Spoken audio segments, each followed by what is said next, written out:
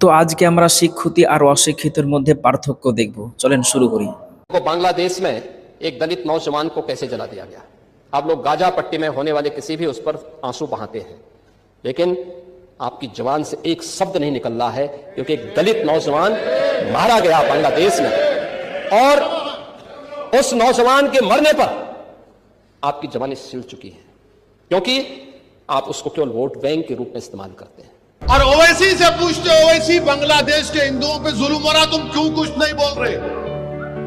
तुम cricket match खेलेंगे यहाँ पे और दूल्हे भाई से पूछेंगे क्या बोलना।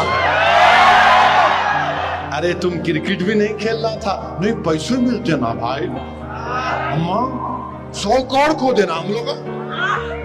मैंने मजम्मत की बांग्लादेश के हिंदुओं पे जो जुल्म हुआ, मैं कंडेम किया उसको।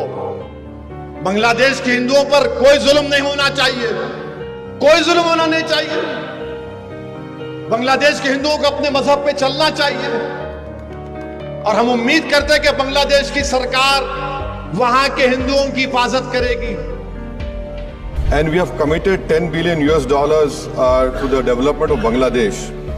What steps is this government taking to ensure that the Hindus in Bangladesh are protected and temples are protected?